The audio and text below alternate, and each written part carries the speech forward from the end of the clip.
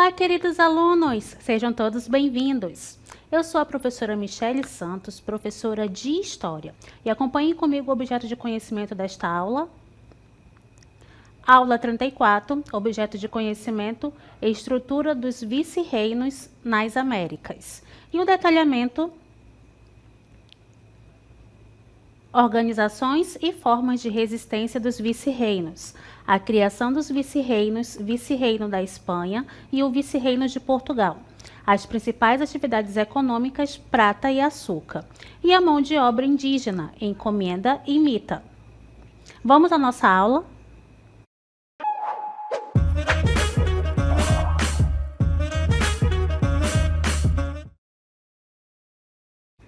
A nossa aula falará sobre os vice-reinos na América, certo? Vice-reinos, eles são justamente a unidade administrativa trazida pelos espanhóis à América.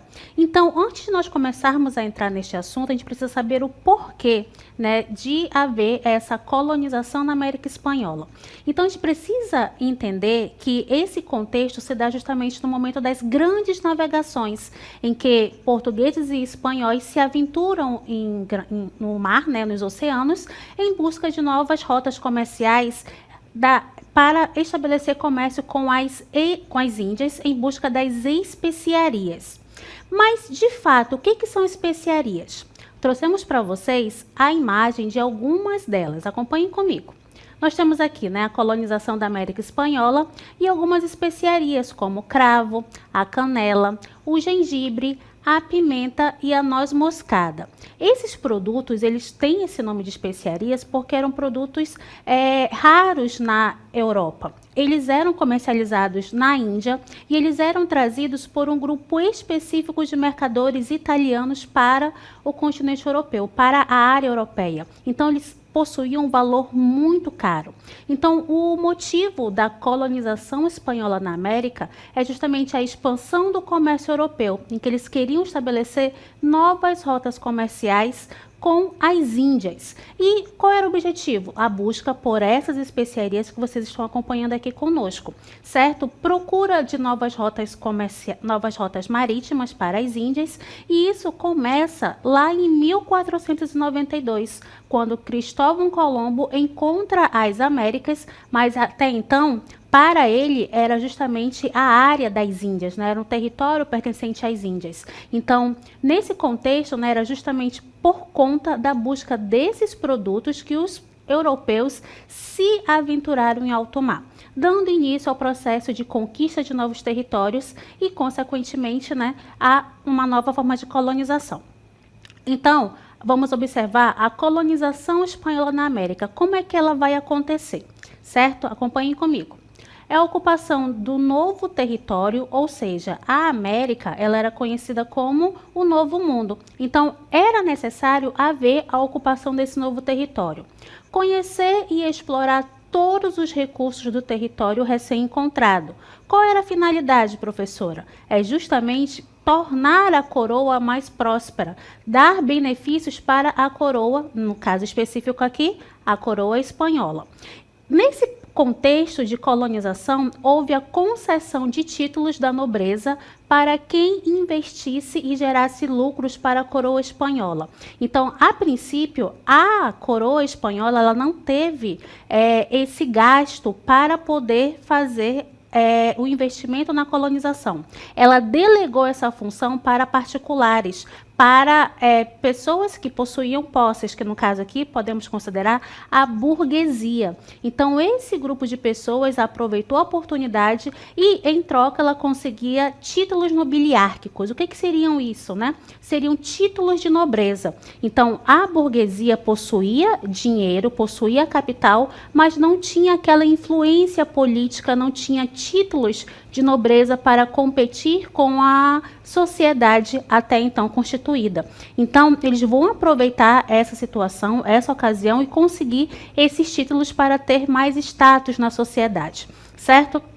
Então, a colonização espanhola na América vai contar com uma política, ou melhor, uma economia mercantilista, através da prática do metalismo.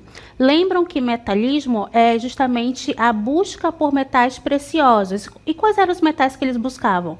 Prata e ouro. Então, a princípio, os europeus conseguiram ter esse retorno em relação à colonização da América Espanhola, que justamente compreende uma parte da América Central e uma parte da América do Sul. Então, esses territórios vão fornecer esses metais preciosos que tanto as coroas europeias buscavam, certo? Até porque era uma forma de eles conseguirem manter o seu status, manter o seu poder e a sua área de influência.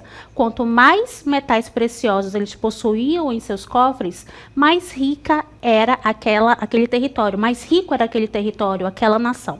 Certo? Então, vamos verificar também o desenvolvimento da agricultura e da pecuária, que vai ser importante justamente para esse processo da exploração de ouro. É necessário manter uma economia de subsistência e por isso que haverá o desenvolvimento justamente da agricultura e da pecuária para vamos dizer assim, o mercado interno, para o consumo interno da colônia. Nesse momento, a gente vai ver também o estabelecimento de colônias de exploração. O que seriam essas colônias de exploração? Justamente serviam para atender à necessidade da metrópole, no caso aqui, a coroa espanhola. Vamos observar o controle político e econômico que vai possibilitar a expansão da fé católica.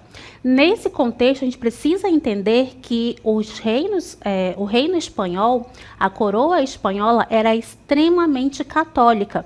Então, nesse momento, os jesuítas vão vir com nessas embarcações, nessas grandes navegações, e também vai ter a função de conquistar novos fiéis à Igreja Católica. A burguesia, que vai participar desse processo através da posse de bens materiais e também de investimento para a colonização, e os jesuítas que vão disseminar, vai ter a função de disseminação do cristianismo por meio da catequização dos nativos americanos. Certo? Então, nós vimos aqui características gerais da colonização espanhola.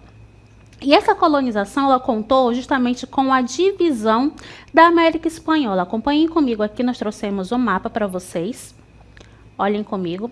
Aqui no mapa, vocês estão vendo que tem uma área em verde, certo? E a área em rosa. Então, essas áreas, elas fazem referência justamente à divisão das colônias espanholas. Qual é a diferença entre as duas, do verde, que representa os vice-reinos, e a parte rosa, as capitanias gerais. Os vice-reinos, eles contam com a Nova Espanha, a Nova Granada, o Peru e o Rio da Prata. Já as capitanias gerais, que é essa área em rosa que vocês acompanham aqui no nosso mapa, refere-se a Guatemala, Cuba, Venezuela e Chile.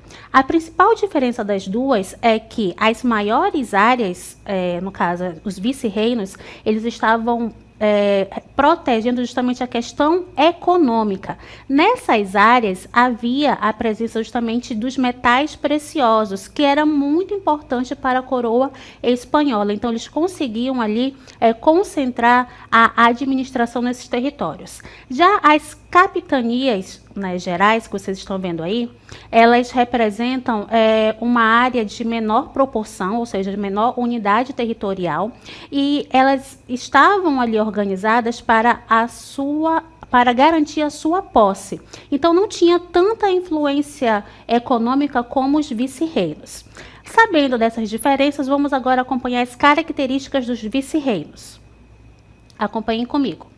Então, nós temos aqui, eram as maiores e mais importantes unidades administrativas na estrutura colonial espanhola.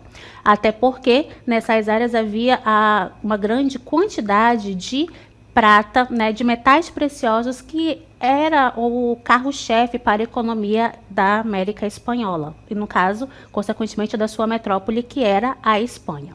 Grandes extensões territoriais, áreas ricas em recursos naturais, e eram governados por vice-reis. Esses vice-reis eram escolhidos pela coroa espanhola.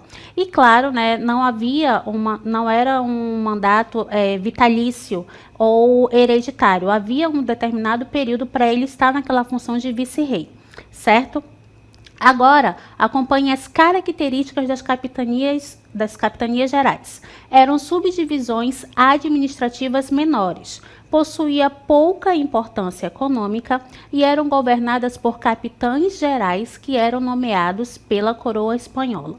Então, tanto o vice-reinado como as capitanias gerais possuía o seu governante escolhido pela própria coroa espanhola, que, claro, encontravam pessoas que atendessem às suas necessidades e falasse a mesma linguagem da coroa espanhola, até porque eles queriam manter o controle absoluto desse território vasto e rico em recursos minerais, certo? Então, vamos observar agora, continuando no nosso texto, a administração colonial. Eram órgãos administrativos, né, e eram responsáveis pela administração das colônias e do Império Colonial como um todo. Formados pelo Conselho das Índias, responsável pela legislação. Então, quando vocês ouvirem a palavra legislação, lembrem da palavra lei, certo? E pelas casas de contratação, responsáveis pelos impostos e comércio.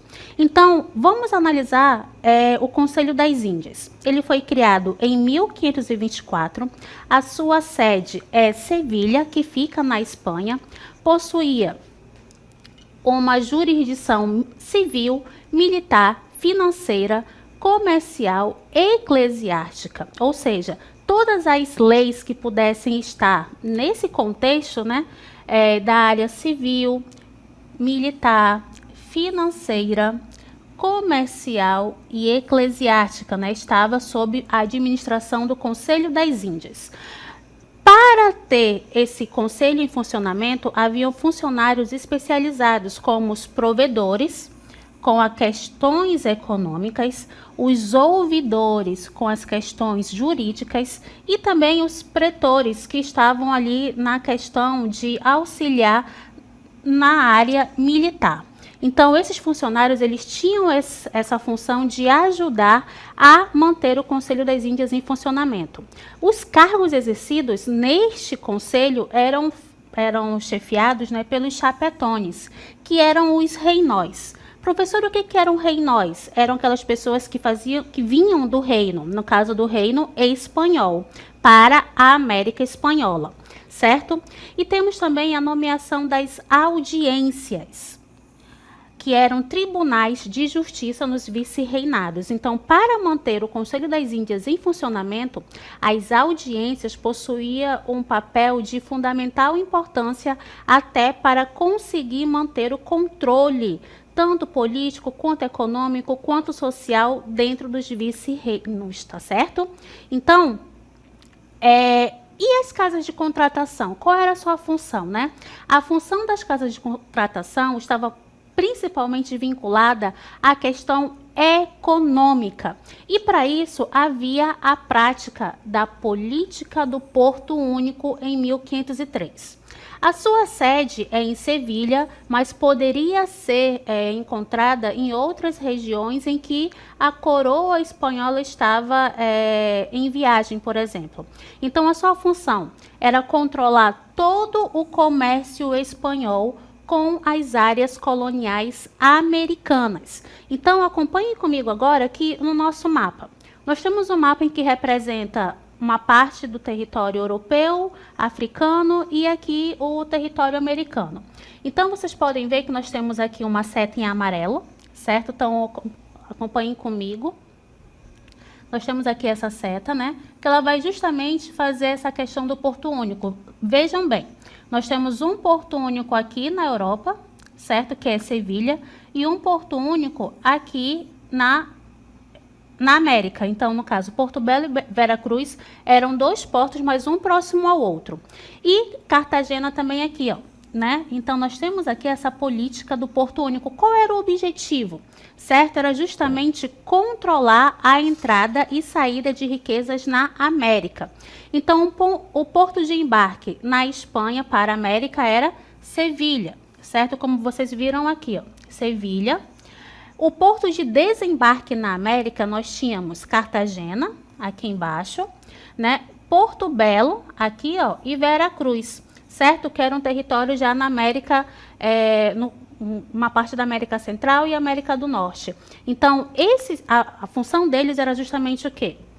Controlar a entrada e a saída de riquezas na América. Qual era a finalidade? De manter justamente o controle, né, para evitar contrabando, para evitar a questão de, vamos dizer, sonegação de impostos. Então, todas essas questões, elas eram minimizadas com a prática da política do Porto Único aplicada na América Espanhola pela administração colonial espanhola na região, certo? Para isso, contava-se também com os órgãos do governo colonial, que existiam os órgãos do governo local, chamados de cabildos e ayuntamentos, ou ajuntamentos, formados por membros da elite local e responsável por governar as cidades. Em relação aos cabildos, né, eram órgãos municipais que administravam as áreas urbanas, como cidades e vilas coloniais, compostos por membros da elite local crioulos. Então, os cabildos, eles tinham a finalidade de administrar de forma mais, vamos dizer assim, centralizada e em menor proporção em relação aos vice-reinos, certo? Então, eram órgãos municipais, vamos dizer que parecia com uma prefeitura, em que tem ali uma administração local. A sua área ela é bem menor, né, a sua área de influência é bem menor. Então, compostos por membros da elite local, que eram os crioulos. Daqui a pouco saberemos quem são os crioulos de fato, certo? A sua função: autoridade para tomar decisões sobre assuntos locais, como questões fiscais, polícia, obras públicas e regulamentações urbanas. Além disso, poderiam também estabelecer leis que falassem sobre o ensino e também a higiene. Era também uma espécie de fazer uma conduta de convivência entre os habitantes das colônias, certo? Em relação aos juntamentos ou ajuntamentos, eram órgãos semelhantes aos cabildos, mas operavam em áreas rurais ou pequenas comunidades. Enquanto os cabildos administravam a área urbana, os ayuntamentos, eles administravam a área rural, certo? Compostos por membros da elite local, que também são os crioulos, tinham responsabilidades semelhantes à administração local, embora em uma escala menor do que os cabildos. Então, fazendo uma analogia para o que nós conhecemos hoje de administração, podemos dizer que os ajuntamentos seriam uma espécie de um chefe local, vamos dizer assim, um chefe de uma comunidade. Então, essa era a função dos ajuntamentos. Observem que nós fizemos aqui uma degradação da escala de poder, né? Vimos o vice-reino, certo? O vice-rei, depois vimos os cabildos e agora os ajuntamentos, certo? Em relação à questão à economia na América Espanhola, acompanhem comigo. Trouxemos aqui para vocês o mapa, né, que ele vai representar justamente a economia da América Espanhola. Observem que a América Espanhola é essa área que está em rosa do nosso mapa, certo? E vai representar quais eram as principais atividades econômicas nessa área, que é justamente a agricultura, a mineração, a pecuária, né, que vão estar em grande evidência na América Espanhola. Nós temos a base econômica, que é a agricultura, a pecuária e a mineração. A mão de obra utilizada para essas práticas econômicas era a mão de obra escravizada dos nativos. Isso não quer dizer que não houve a mão de obra dos negros africanos. Ela houve, mas não em grande proporção, como aconteceu em outras áreas da América. Vamos verificar as divergências entre colonos e jesuítas em relação ao uso da mão de obra nativa. Então, a questão da mão de obra nativa nessa região ela vai ser bastante peculiar. Por quê? Porque haverá protetores à mão de obra indígena, que é justamente os jesuítas. Eles vão estar nessa função de catequizar os indígenas, eles vão ter essa configuração, né, de catequizar esses indígenas, de aculturar essas pessoas, esses nativos, e, claro, consequentemente, a conversão desses cristãos, né, desses gentios, à religião cristã. Então, acompanhem comigo. Jesuítas na América Espanhola. Temos a presença de reduções, que justamente são as reduções, em que acontecia nessas reduções? Os jesuítas exerciam intensa vigilância e dominação sobre a população nativa. Os jesuítas, eles eram responsáveis pela conversão indígena ao cristianismo e auxiliavam a metrópole a manter seus interesses e sua autoridade sobre a população colonial. Observem só, né? Então, os jesuítas, eles tinham essa função de converter os indígenas ao cristianismo e, ao mesmo tempo, ele mantinha os interesses da coroa, da metrópole, através de manter os interesses e a autoridade dessa coroa à população colonial, tendo como principal instrumento a Inquisição. Mas, de fato, o que era a Inquisição? Bem, no contexto das reformas e da Contra-Reforma, houve o resgate justamente da Inquisição. A Inquisição eram tribunais eclesiásticos. A Inquisição eram tribunais eclesiásticos, ou seja, tribunais religiosos que julgavam e também aplicavam as leis referentes aos hereges. E quem eram os hereges? Eram aquelas pessoas que não praticavam a fé cristã. Então, aqueles indígenas que acabavam não aceitando a conversão, eles eram considerados hereges e eles eram levados aos tribunais da Inquisição, em que eles eram julgados, condenados de acordo com as leis impostas por este tribunal. Certo? Repartimento, acompanhem comigo. A coroa espanhola concedia 200 indígenas para servir aos funcionários reais espanhóis que vinham para a América. Os funcionários reais usavam apenas a mão de obra escrava dos nativos. Então, essa mão de obra, ela auxiliava os funcionários reais, certo? Características: trabalho obrigatório, remuneração, embora nem sempre ela fosse aplicada, rotatividade e controle colonial. Observem sempre que uma das funções de todos esses órgãos administrativos era manter o controle da colônia. E qual era o objetivo? Fornecer mão de obra para sustentar a economia colonial e controlar também as populações justamente indígenas, certo? Isso são características desse tipo de sistema. A encomenda, o que seria a encomenda? Sistema em que o colono recebia sob sua guarda certo número de nativos para trabalhar nas minas existentes em seu território.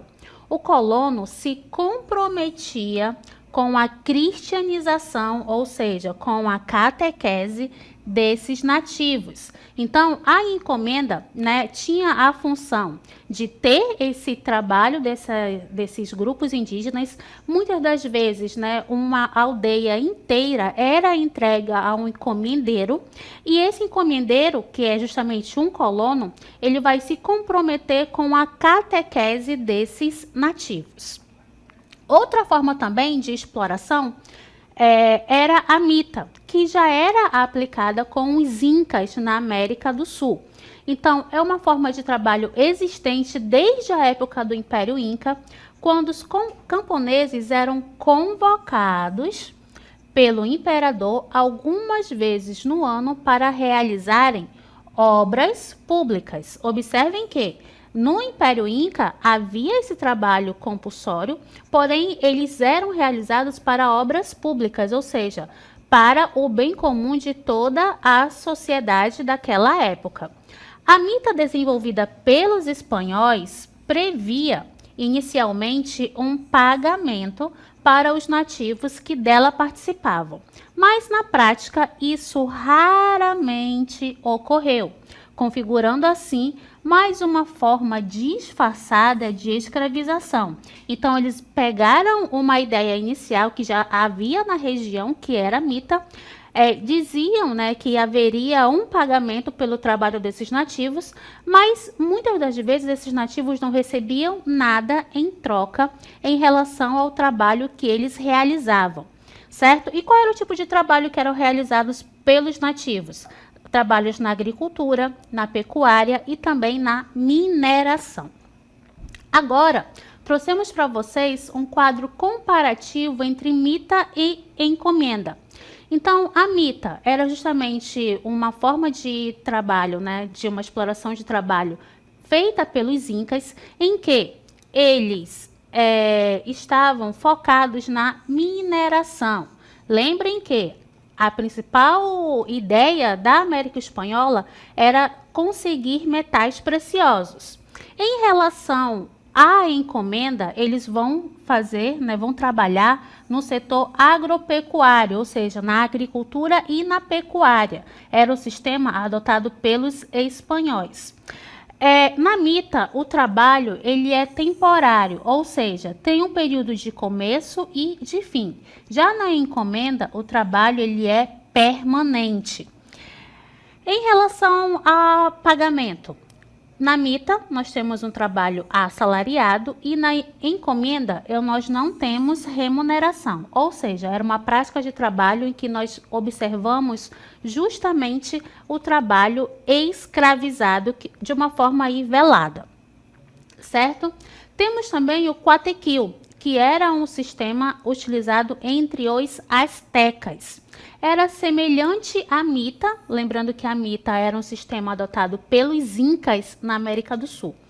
A exploração da mão de obra acarretou quase extermínio da população indígena. Tal foi a violência usada nos trabalhos nas minas. Ou seja, havia a questão da exploração, havia a questão de exercer a violência para que a população indígena mantesse a produtividade, certo? Temos também o estabelecimento de haciendas, que traduzindo seriam fazendas, grandes extensões de terras dedicadas à criação de gado para a produção de charque. Charque nós conhecemos também como carne seca. E também o couro. Esses produtos eles eram utilizados no abastecimento interno, justamente para a população poder ter o alimento necessário, visto que muitos deles estavam inseridos na prática da mineração. Logo, eles não tinham tempo para poder fazer para poder produzir seus próprios alimentos, certo? Vimos a questão administrativa, a questão econômica, agora vamos para o lado social na América Espanhola. Nós trouxemos aqui para vocês uma pirâmide. Essa pirâmide representa a sociedade na América Espanhola. Então, no topo da nossa pirâmide, nós temos os chapetones, que eram os espanhóis com altos cargos públicos. Eles vinham diretamente da Espanha para a América com a função de estar na administração geral do território. Abaixo dos chapetones nós temos os crioulos. Quem eram os crioulos? Eram os filhos de espanhóis que nasciam na América. Tinham funções também, funções importantes nos cargos públicos, porém nunca estariam na função do chapetone, certo? Os mestiços, que eram justamente a mistura, né, dos espanhóis com os indígenas e depois com os africanos que vieram para o território como uma forma de amenizar a ausência de mão de obra. E por fim, no base da nossa pirâmide, nós temos os indígenas e os negros, né, que faziam parte da base da economia do território, da sociedade da América Espanhola. Eles possuíam o trabalho mais pesado, certo? Então, a sociedade na América Espanhola, temos os chapetones, eram espanhóis nascidos na metrópole que vinham para as colônias exercer cargos públicos e eram os únicos que podiam comandar a exploração do ouro. Já os crioulos eles eram colonos nascidos na América, mas descendentes de espanhóis. Formavam a elite colonial de fazendeiros e comerciantes. No entanto, não podiam acessar cargos públicos de destaque, fazer parte dos governos coloniais, nem comandar a exploração de ouro. Esse trabalho ele era exclusivo dos chapetones. E, por fim, a população indígena e os escravizados negros, né, que faziam parte da base da sociedade da América Espanhola. Então, vocês acompanharam conosco toda a estrutura da exploração e da colonização da América Espanhola. Vimos a parte administrativa, a parte econômica, claro, que é de fundamental importância, e também a pirâmide social, que vai esclarecer quem eram as principais pessoas nesse contexto da colonização da América Espanhola. Então, esta foi a nossa aula e até a próxima.